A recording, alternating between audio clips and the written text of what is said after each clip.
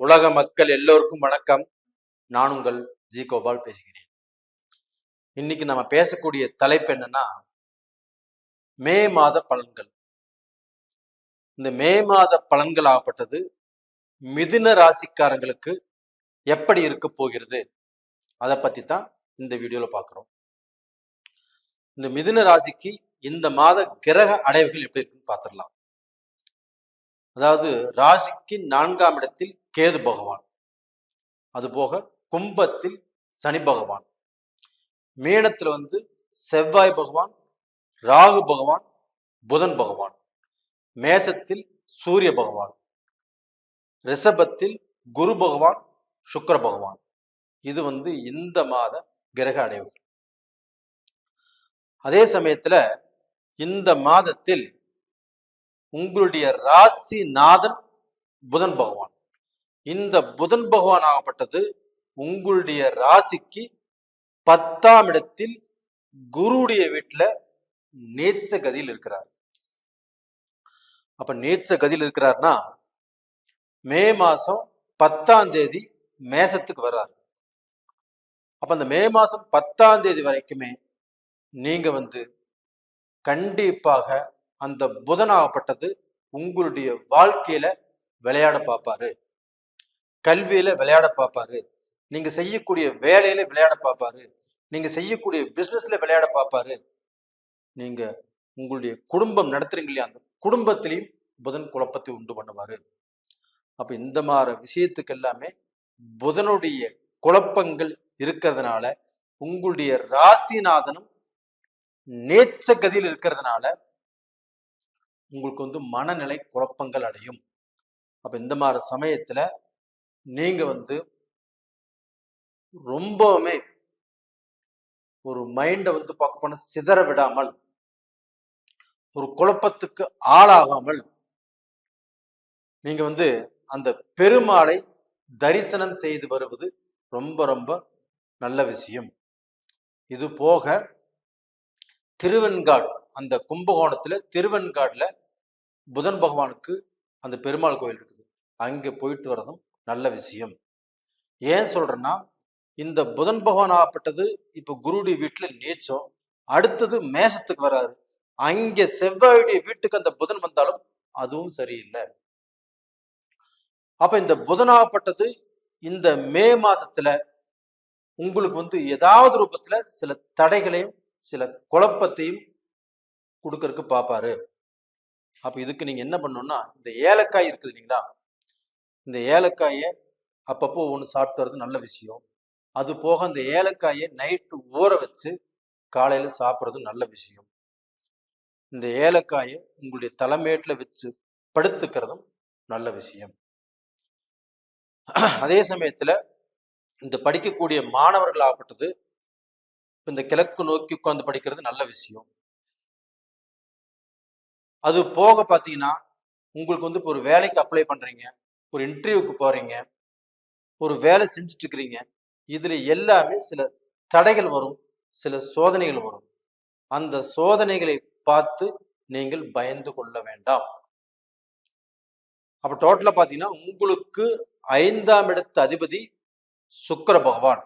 அந்த சுக்கிர பகவான் ஆகப்பட்டது உங்களுடைய ராசிக்கு 12ஆம் இடத்துல அந்த மே மாசம் 19ஆம் தேதி பெயர்ச்சியாகி அந்த 12ஆம் இடத்துக்கு வர்றாங்க, ஆட்சி பலத்தோடு வர்றாங்க. அப்ப அந்த ஆட்சி பலத்தோடு உங்களுக்கு 5ஆம் இடத்து அதிபதி இந்த சுக்கிர பகவான் ஆகப்பட்டது உங்களுடைய ராசிக்கு 12ஆம் இடத்துல வர்றதுனால கண்டிப்பாக அந்த 5ஆம் இடம் என்பதே ஒரு மனிதனுடைய வளர்ச்சி, அவங்களுடைய அறிவு, அவங்களுடைய திறமை, அவங்களுடைய முன்னேற்றம். அப்ப அந்த 5ஆம் இடத்து அதிபதி ஆட்சியாக இருக்கிறதுனால கண்டிப்பாக எந்த விதத்திலுமே உங்களை தோத்து போறதுக்கு விட மாட்டாரு, நீங்க கீழே விழுகிறதுக்கு விட மாட்டாரு, உங்களை அசிங்கப்படுறதுக்கு விட மாட்டாரு. அப்ப மிதுன ராசியில பிறந்தவங்க அந்த சுக்கிரனுடைய பலத்தால் ஒருபடி முன்னுக்கு வரக்கு வாய்ப்புகள் இருக்குது. அது போக உங்களுடைய ராசிக்கு 10ஆம் இடத்து அதிபதி குரு பகவான் உங்களுக்கு 12ஆம் இடத்துல அந்த ஆட்சி பெற்ற சுக்கிரனோடு இணைந்து இருப்பதால் அந்த குருவும் சுக்கிரனும் சேர்ந்து உங்களுக்கு நல்ல பலனை கொடுக்க போறாங்க. அப்போ உங்களுக்கு பிஸ்னஸ்லேயும் சரி, எனக்கு வந்து இத்தனை வருஷமா வேலையே கிடைக்கல, இத்தனை மாசமா வேலையே கிடைக்கல, ரொம்ப கஷ்டத்தில் இருக்கிற அப்படிங்கிறவங்களுக்கு அந்த வேலை வாய்ப்புகள் கிடைப்பதற்குண்டான சூழ்நிலையை உருவாக்குவாங்க.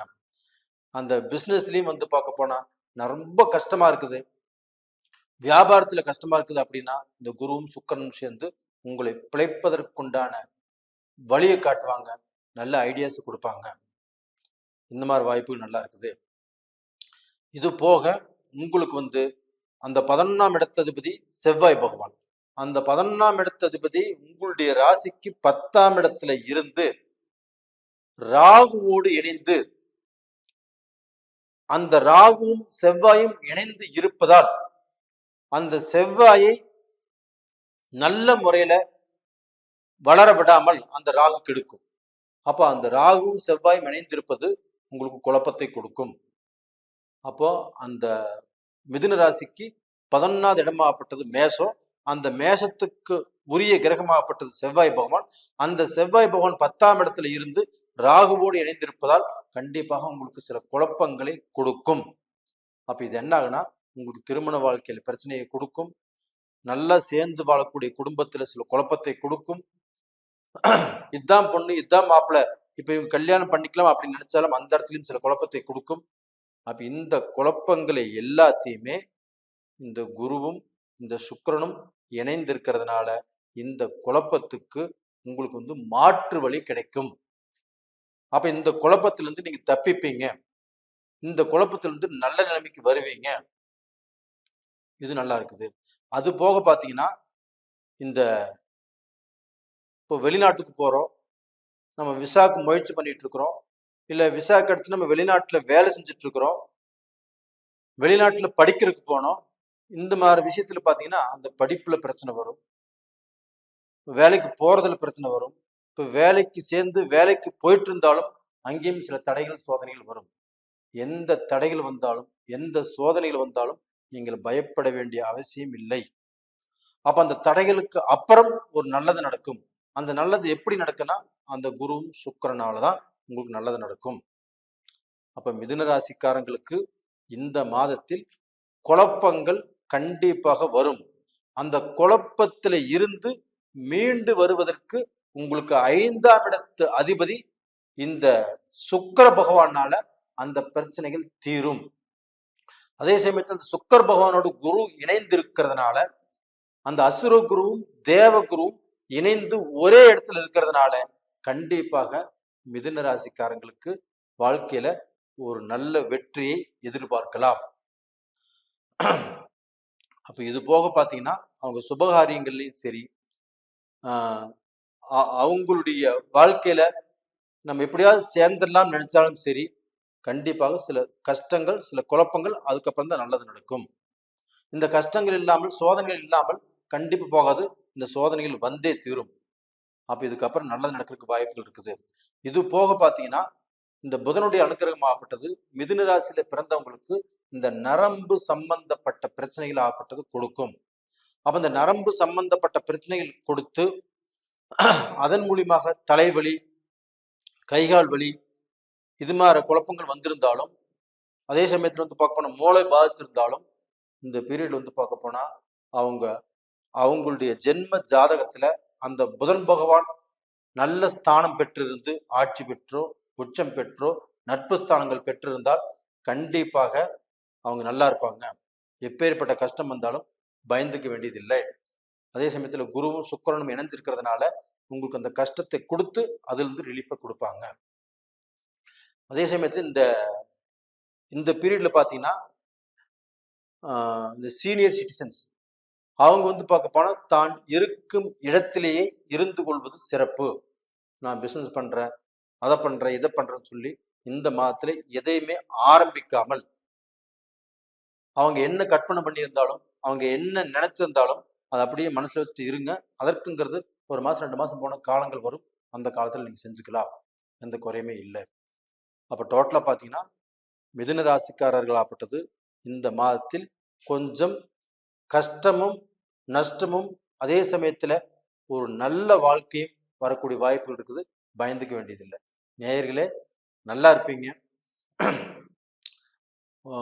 இந்த இந்த பதிவு பிடிச்சிருக்குன்னு நினைக்கிறேன். பிடிச்சிருந்தா லைக் பண்ணுங்க, சப்ஸ்கிரைப் பண்ணுங்க, ஆல் அப்படிங்கிற பெல் பட்டனை ப்ரெஸ் பண்ணிக்கோங்க. உங்க ஜென்ம ஜாதகத்துல நடக்கக்கூடிய அந்த தசாபுத்திகள் சாதகமா இருக்குதா பாதகமா இருக்குதான்னு பார்த்து தெரிஞ்சுக்கோங்க. உங்களிடமிருந்து விடைபெறுவது உங்களின் ஜி கோபால். நன்றி, வணக்கம்.